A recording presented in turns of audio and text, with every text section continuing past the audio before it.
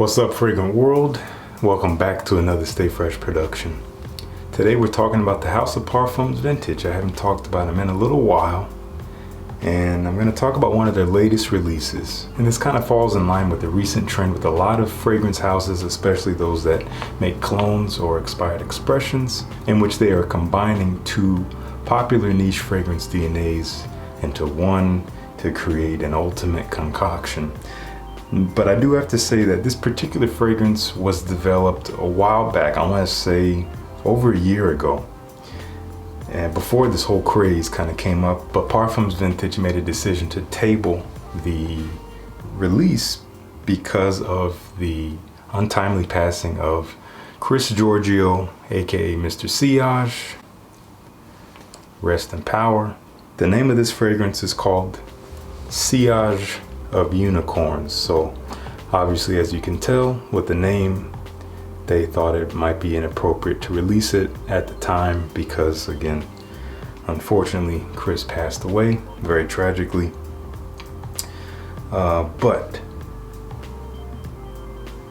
this is a really nice fragrance, and I want to read you a small note from the brand in regards to how they put this together. So this is what they said. Sillage of Unicorns is a hybrid between Millesime Imperiale from Creed and Baccarat Rouge 540 from Maison Francis Kurkdjian, effectively using the performing musks of the latter and adding a touch of added melon sweetness to the Millesime Imperiale Accord. So what do I get out of this?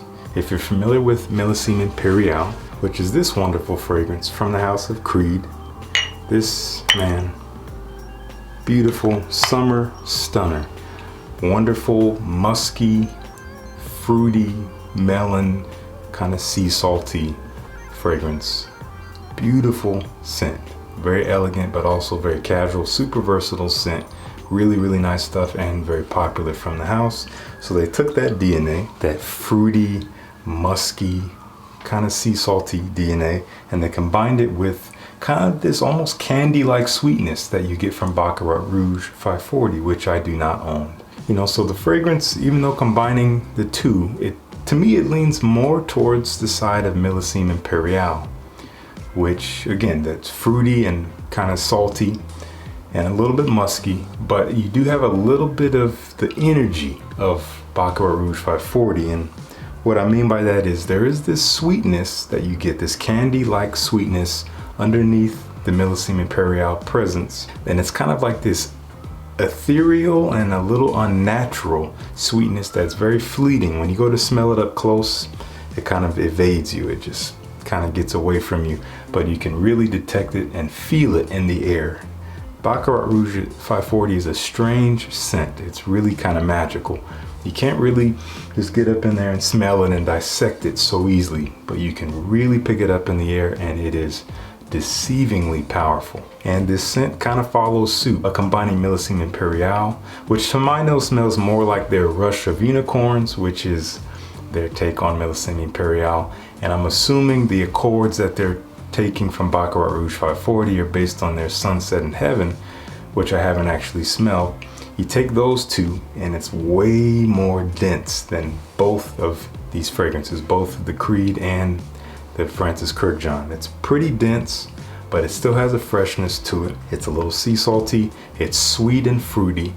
It's, again, kind of fresh and almost aquatic in a way, but it does have, again, this underlying deep sweetness to it that is, again, almost unnatural, but still very pleasant. And I think overall it's a really nice kind of moderate weather version of Millesime Imperiale / Rush of Unicorns. Man, it's really nice. I have it sprayed on paper. Wow, really beautiful scent.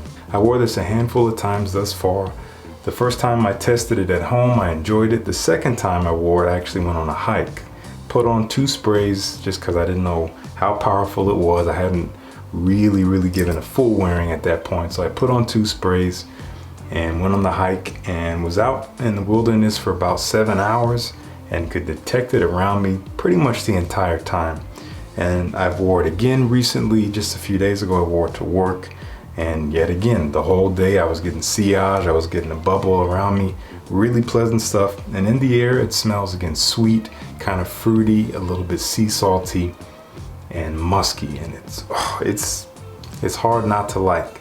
Honestly, I haven't received any compliments on it so far, but I don't think you'll have a problem with compliments on this one because it is fresh, it's kind of sweet, it has great performance, it's going to be smelled and detected. So this is definitely one I could recommend checking out.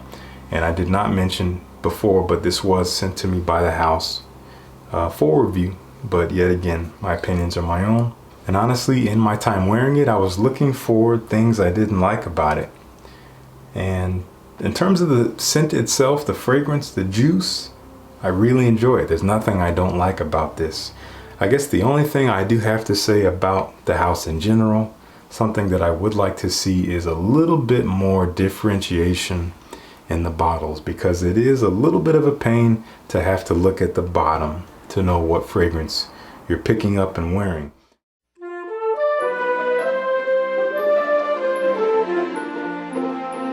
They do have some differentiation with some of the labels. For instance, the fragrances that are supposed to be modeled after the Creed Aventus DNA, which is the foundation of the house in general, they have this different logo, the pineapple logo, the original logo. This is Emperor, by the way, which I've been loving as of late. Good stuff. And then the other fragrances that are either clones, and they are actually making some original creations as of late. They do have this label, which is their newer label with the PV and the brown cap. However, again, you got to look on the bottom to really see what you're putting on. Otherwise, you could be surprised with what you spray on. So in the future, I would hope to see some kind of clearer differentiation between the fragrances so that it's easier to know what you're putting on. I don't know, there's a number of ways they could do that. Maybe putting something in the cap, or obviously a sticker on the front, but again, that's just my opinion. That's what I think. Either way, I have been enjoying Sillage of Unicorns. I'll put a link down in the description and check it out for yourself, see what you think. But that's all I got. Thank you so much for tuning in. Peace. I'll see you in the next one.